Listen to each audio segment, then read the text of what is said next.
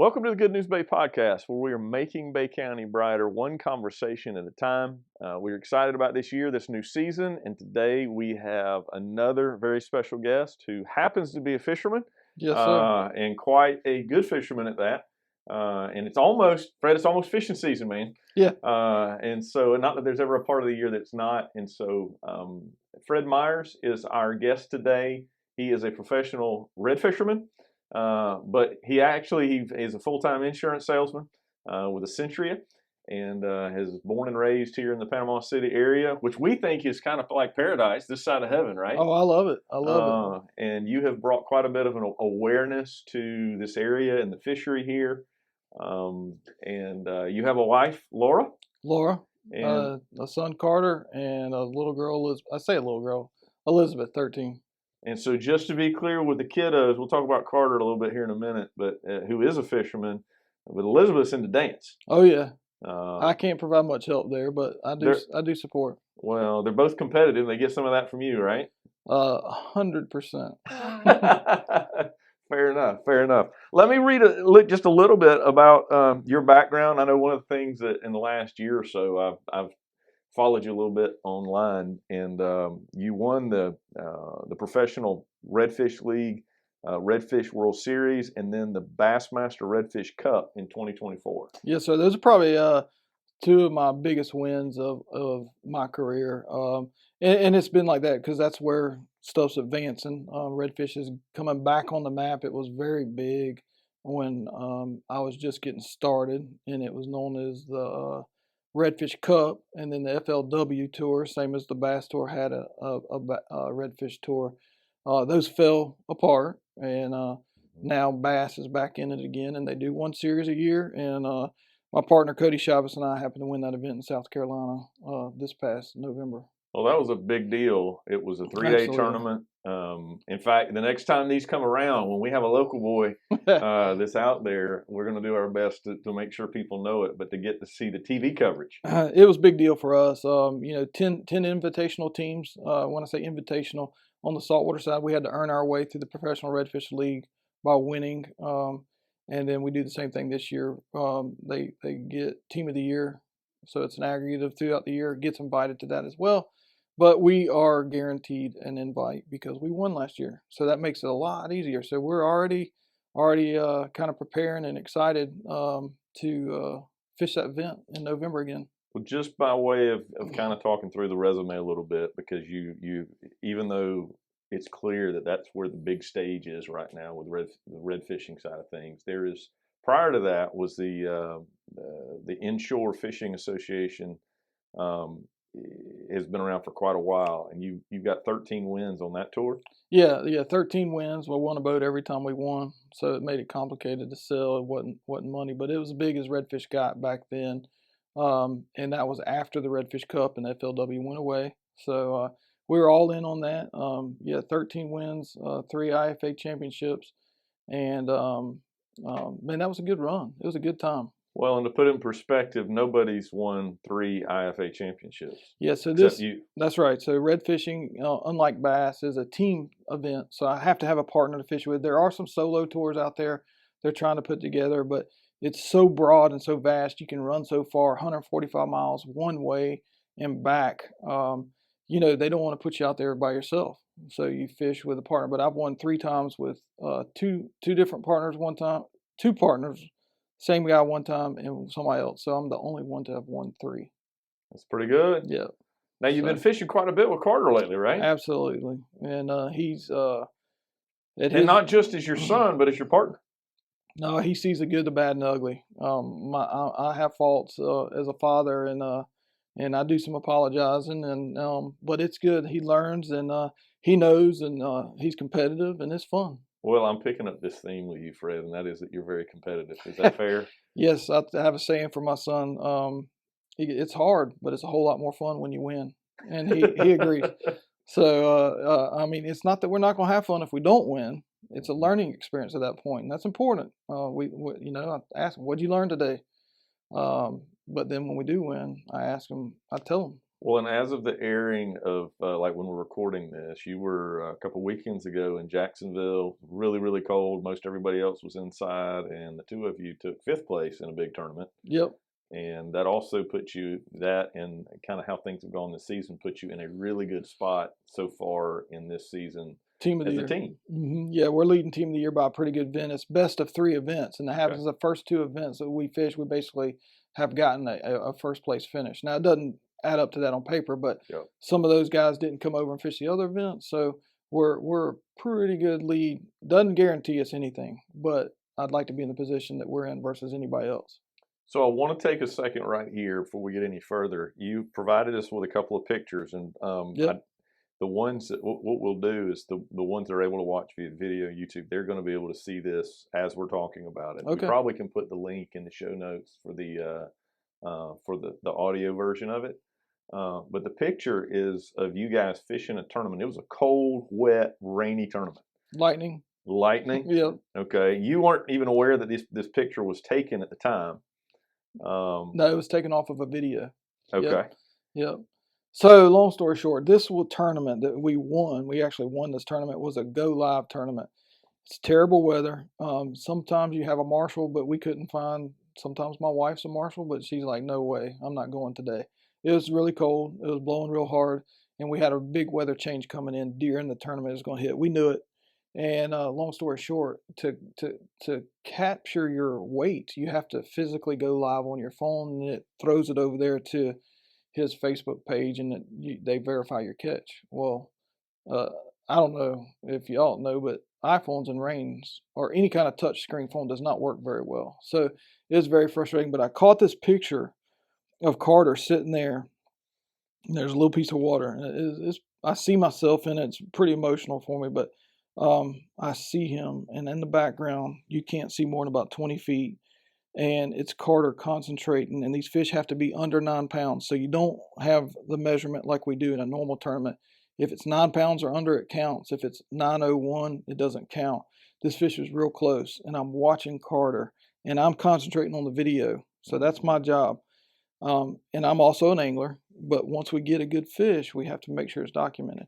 And I'm watching him do this whole process of weighing this fish, and I'm like, I see myself, but I see a 15-year-old that has the ability to fish as a 47-year-old. And he's concentrating, and it's like I talk with some of my friends that are in competitive bass fishing and so forth, and there's just some people that have it and some people that don't. Yep. And I would say that he's got it.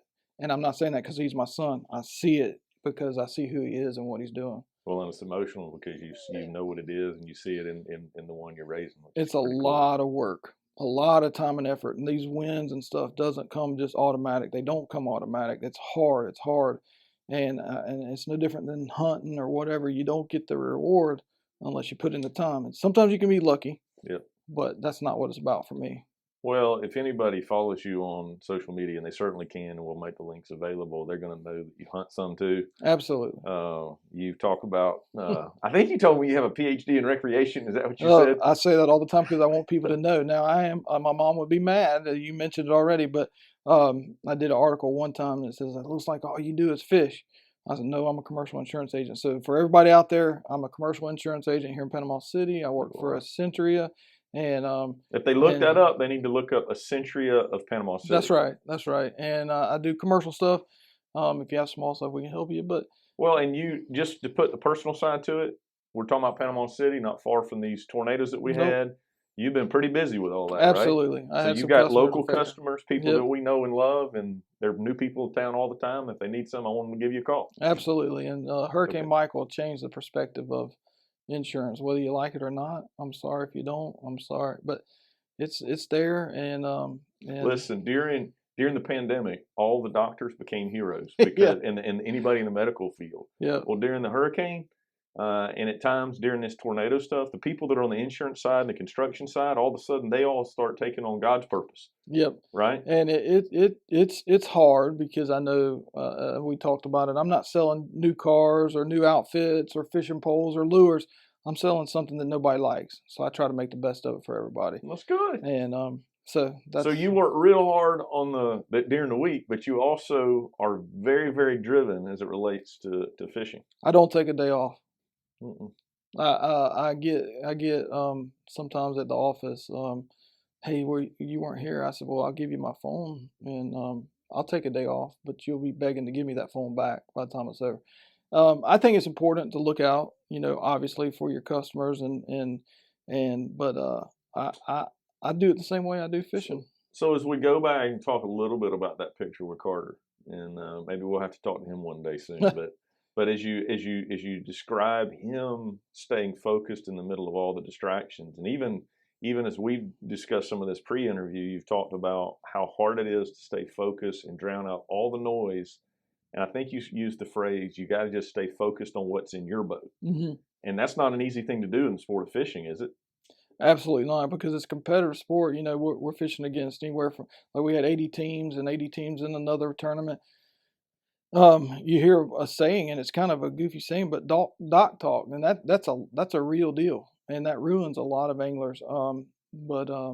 Everybody's on them before the tournament, but when the tournament's over, you really see who's on them because of the score, the weight. But the mental strength of being able to stay focused and You- positive and continue to cast and Mhm. to have confidence in your strategy and what you're doing.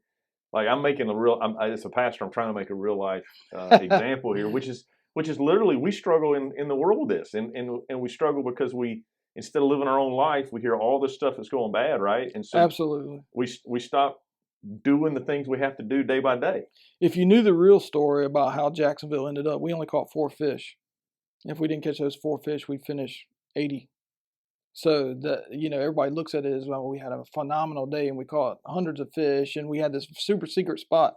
No, I was probably fishing a spot that, in fact, I know I was, that probably 60 other anglers looked at. They just chose not to fish it, and they didn't fish it right. And they listened to, maybe there's a bunch of fish over here, and let's go fish them. They got out of their boat and they listened to what another boat said, and they went and did something that they probably shouldn't have done.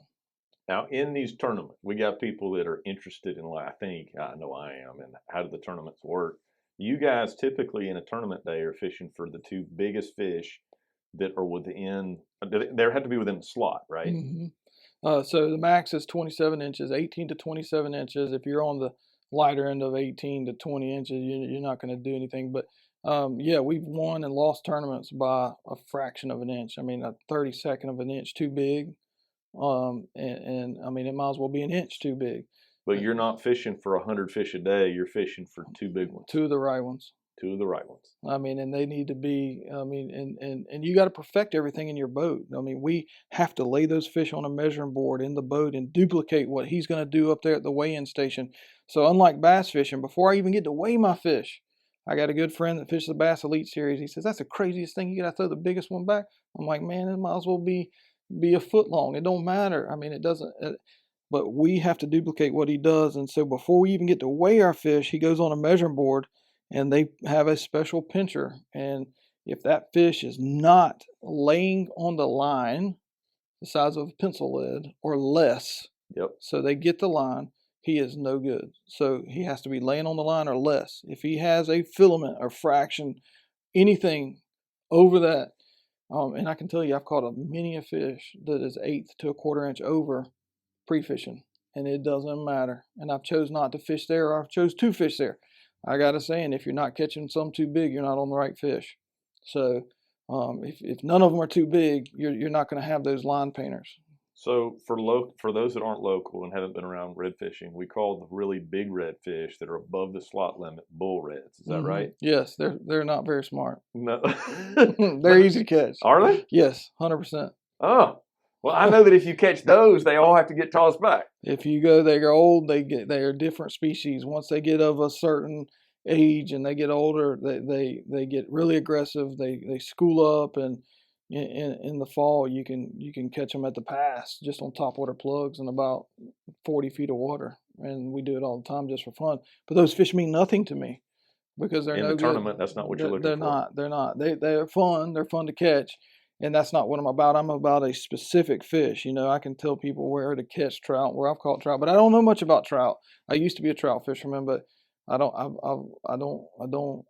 I would be not very good. I'm honed in on redfish.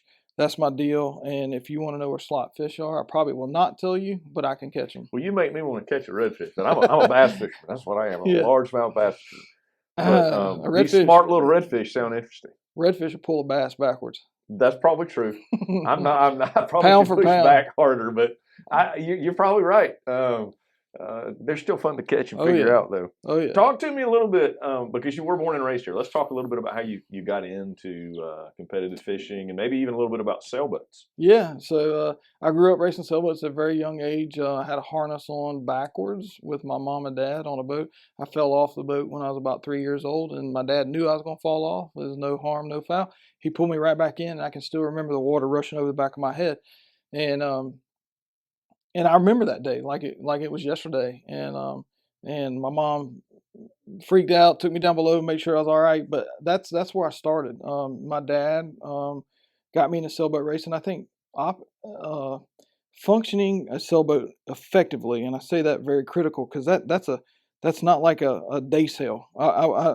That's not my deal. Just going out there and sailing, but making a sailboat go to a certain mark, around the mark, and beat everybody else is a very critical thing, and it's a That's competition again, isn't it? it's there. It's okay. You use a compass. We read a compass. Oh wow. You know, you had a favorite end of the line, starting line, a not so favorite end, tide. I mean, there's 100 things that help me in the sailing world that helps me in the fishing world today. Did you do that with your dad a lot? 100%. Yep. And he was Fraser Myers. Fraser Myers. And then Jack Laird. Yep. They owned a boat together and partners. It was a J29. It was a very fast boat for its time.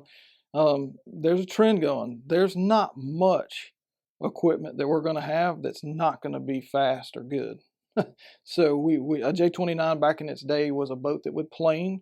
I remember when I was 8 to 12 years old, we had this boat. And yeah, I remember running 17, 18 knots in the Mississippi Sound at night with a spotlight, dodging oil rigs, unlit oil rigs. Huh. And people say, where do you get this crazy desire to do stuff? They gave it to me. Fraser Myers, my dad, and Jack Laird. I mean, we were fearless. Now, see, you've opened up a different side of Mr. Laird to me. I actually had the privilege of officiating his funeral a few years back. His bride, Miss Norma. Mm-hmm. He and I talked a lot about fishing at Lake Wimico, and I knew he was bit with the bug, if you will. And so it's been neat to hear you talk about the sailboat side of it, and those two guys have poured into you both on the competitive side of it as well as the outdoor side, right? 100%. And I'll mention something about Mr. Laird. I never once. He was really good. We won a lot of sailboat races together. With me and my dad and all that, but never once would he talk about how much he won. So he'd probably go against what I'm saying, and that's not what I'm about. I'm not here to talk about how much I won, but I never. It's funny you say that because he talked about women. He had a whole different side. He is an excellent sailor. He won many Liptons in New Orleans, even junior Liptons when he was young. The old fish sailboats. Well, something else, because this is predominantly a local podcast. They had that fire at the yacht club. Absolutely. And a lot of those trophies you won were in that yacht club when it burned, right? Mine and some other younger anglers that were there, but you got trophies there back in the 40s, 50s, and 60s, and they gave away silver, and those burned up here recently in a fire. But they had our names, dates, and where we won those trophies. But those became part of the club when we won them. Yeah. And it was part of the GYA Gulf Yachting Association. And he was big into that, but he'd never talk about winning. Yeah. But he was really good. Well, you've made it really clear when we've talked. You want to be known for more than just the fishing. Absolutely. And you talked some about priorities in your own life, and how you balance some of those things. We talked some. I'd like to talk some about your faith. And sure. I have all kind of different guests on here, and I know your faith is really important to Absolutely. you. And I'm certainly comfortable. I'm comfortable talking about it as a pastor, but talk to me about how you balance that, like as a fisherman, but also just in life, father of a teenager, maybe two teenagers. Is Elizabeth? How old's Elizabeth? 13. Okay. Carter's 15. And to start with, I want to say out loud, you've made it clear you're not perfect. You ain't got it figured out. I'm not perfect. I don't have it figured out, but it's important to you. Absolutely. So I was my parents are married, which is one thing that's um, they've been married many years, and um, to see them grow together and stay together has just changed my life. And I grew up in a Christian home. I was very fortunate to know Jesus at a young age, um, and I grew up in that Christian home through some local churches. And as I grew up, my faith became my own faith. In other words, it's something that I try to do each day. Is pulling myself towards Christ, and it's not something that I just said or did one time in my life. And again, we've talked about it many times. This is not something that I want to tell everybody how much I won, but to tell everybody how much I'm trying to draw myself closer to Christ even today. It's something that I've done um, over and over and over. Yeah, I was saved at a young age, but that commitment to serve Him, and it's not by works that I try to do that, but it's because I want to. Okay, because you do know him, you're trying your best to live in a way with his help that would honor him, right? Absolutely. I mean, some people would say, "Well, he's basing on works," and no, I'm not. I'm doing it because I want to, and it's more of a draw that I want to know more about Christ, even today. Fred, I think one of the things, like you'd have no way to know this, but the previous podcast we did was on trying to create healthy marriages. Yeah. And I don't ever really talk about marriages and stuff, but like I think one of the, and I'm not really going off scripture, I promise, but like you and I've talked a little bit, like we all know people that if they're, and I use the phrase bit with a bug, if they like the outdoors the way that I know that you like the outdoors and that I know I do, I mean, everybody out there has something that they really, I don't know if I want to use the word addiction, but I mean, they're driven by it, right? Oh, absolutely. I think if you didn't have addiction, I don't think you're very good at it at much. Maybe that's not true in everybody, but it is in me. Well, I think it's important. Like it's a privilege to be able to say to ask. Like I know that you are trying to be constantly. Is it fair to say you're constantly aware of trying to make sure that even though in the days you don't get it balanced, you want it to be. You know it matters that marriage matter and your kids matter and that God matters to you more than fishing matters to you. Yeah, if I didn't have the solid marriage presence that my parents gave me growing up, I mean, my mom will kill me. I think they've been married over 50 years together, Praise God, it's a big deal. if I wouldn't have had that presence in my life as a young age, because there's things that come with that. There's questions. How do you do it? I don't know that they would be able to tell you how they did it. I know one thing is I took many years off my mama's life, but I mean, how did they do it? You know what they did? They followed scripture, and they worked through everything, and everything wasn't just a catastrophic failure when something went wrong. It's not that they didn't have any problems. It's just that they biblically worked through everything, and everything. Some things that could have been an emergency, they just weren't an emergency. I think something you've already described as we talked about the fishing part of it, even though we haven't made this connection, connects, and that is that being good at marriage in a large part is going to be how the two of you together handle the storms. Oh, Right? It's a yeah, team sport. It's how do you handle the rough waters and respond and stay focused when everything's yeah. coming down around you. Yeah, and that's true because when I get off fishing, I mean, I have to concentrate on what we're going to do, the weather, what's going on, and my wife trusts me unconditionally, and I trust her unconditionally. And I think if you don't have that trust, and that also goes to your faith, if you don't have that belief or that foundation, man, what do you believe in? What are you seeking for? Another tournament win? I'm good at there. I'm good at that. But um, you know, my draw is to help people understand that I'm not looking for another win. I love to win. I love to do that, and I hope I do win a lot this year. But I don't do it because um, uh, I, I don't do it for the win. Yeah. Well, you said something to me that I think it's worth saying again, and hopefully you won't mind saying it publicly. But the idea is that you're not one that's going to say I could never not fish or I will never not fish. You want to do what God wants you to do. Yeah, and that's a tough thing for me to say because some people can't grasp that. I'll never quit fishing, or I'll never quit hunting, or I have to caution myself, because if God told me to quit fishing or quit hunting, or change jobs, obviously you can't quit work because You got to do something. you got to do something. But the bottom line is I'll never say no. I won't do that. But that's going to catch some people off guard. yeah, So let me give a pastor spin on that. Okay. I hope he never tells me to stop. yeah. Right. But the concept that I think is so, like, you've been a believer from a young age, and I think part of that drive inside of you is that Jesus said, don't put your child before me. Don't put like your parents or family or anything. Like you should want Jesus to be first. And if you don't continue to drive that, then you're going to end up letting something else get in the way, and that misplaced priority is a problem. Is that kind of what you're saying? Absolutely. Let me be a little clear on that. And I'm not picking on any one individual out there that might be listening, but I've seen, and I've got a good friend that lives in South Carolina, Glenn Finley, that we talk a lot, a good Christian guy. And we both talk about how we've seen fishing, hunting, and recreation tear families apart. Yep.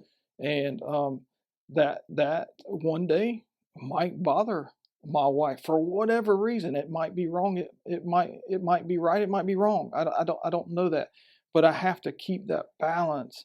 That A, it's just fishing, and B, is it something that Christ, am I glorifying Him through it in some way, shape, fashion, or form? It's good. But I mean, there has been many fishing tournaments and traveling that have torn families apart. Well, I love the seriousness that you take with that. And, I don't know how that hits everybody, but I guarantee you that for Laura, wherever she's at listening, it means the world to her to know that she comes first. Absolutely. And a lot of times I don't show that. I might not show that to the people at the boat ramp. I have faults. I'm not, I hate to say the word perfect, because that's easy for people to say. That's known to everybody. Humans are not perfect. That seems to be a common thing for people to admit, but I really mean it. And when I say perfect, in my mind, it hurts me when I'm not right, or when I'm possibly sinful, if you will.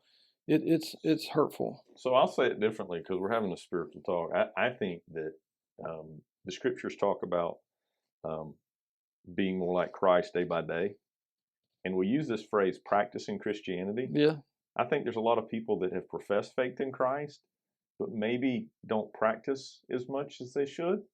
And I'm not judging anybody. I'm just saying my personal view for myself, and I'm hearing you say this, is I want to keep getting better.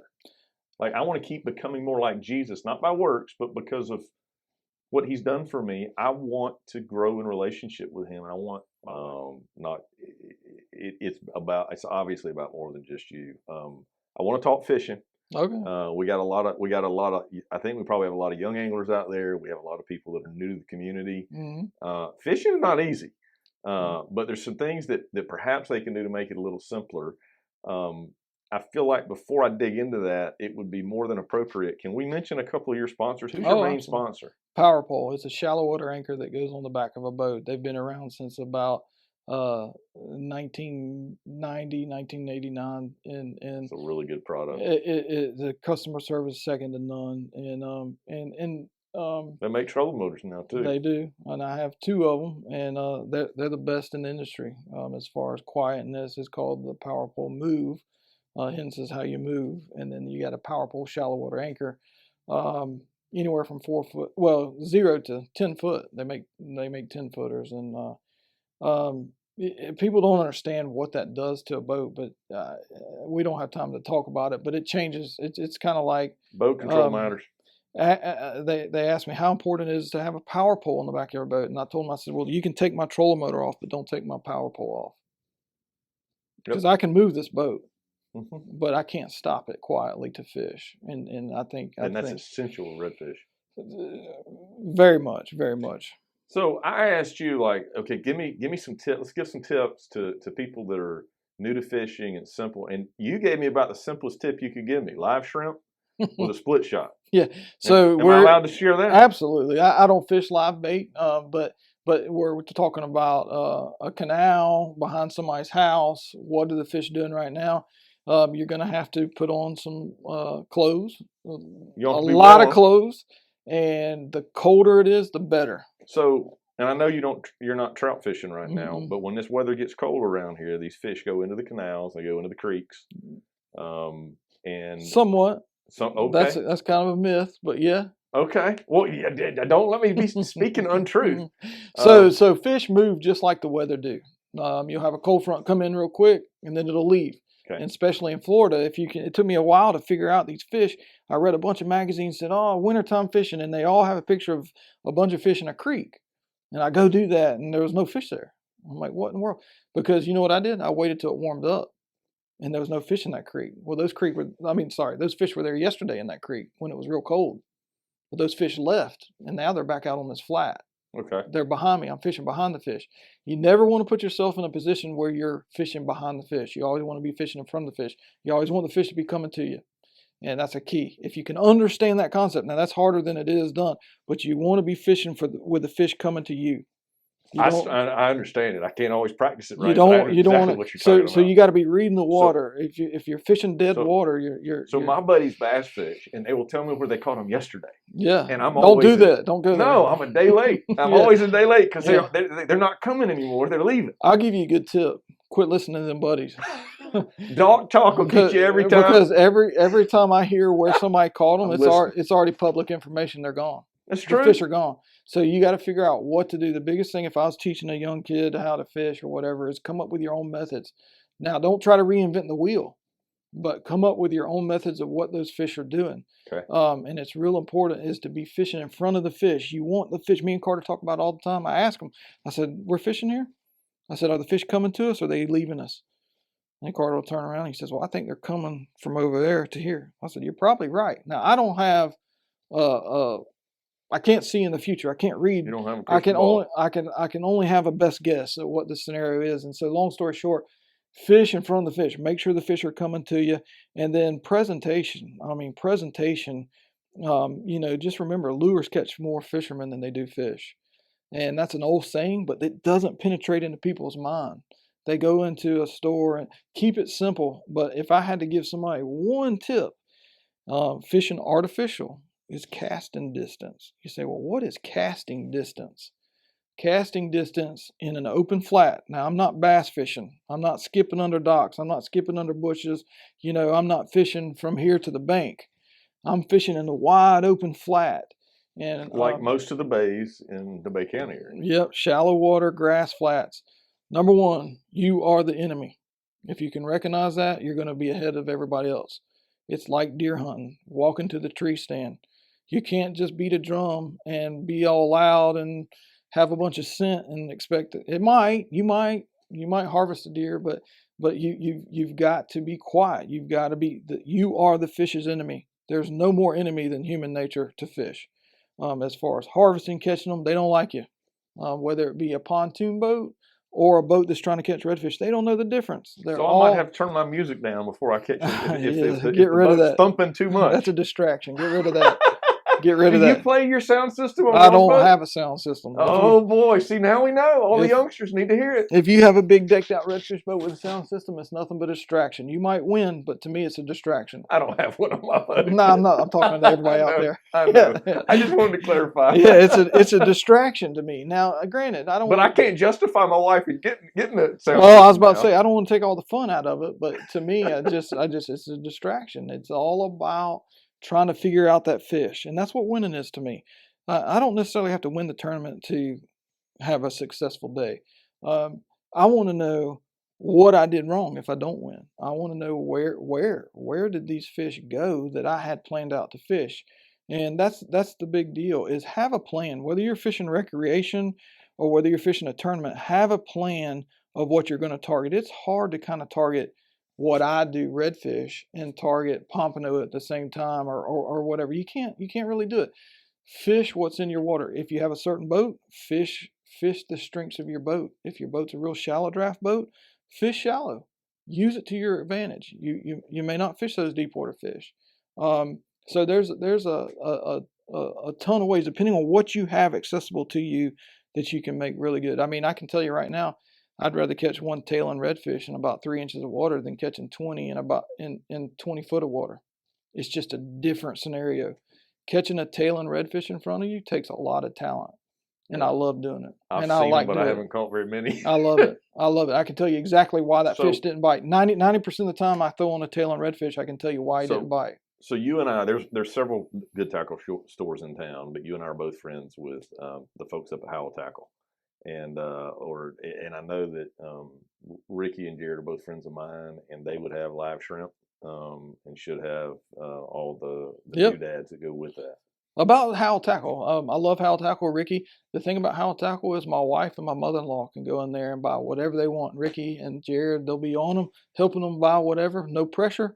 But I learned that at a young age from Mr. Groom at C&G Sporting Goods when I worked there. He says, son, look, I want you to be able to have this store where a lady can come in here and buy whatever they want.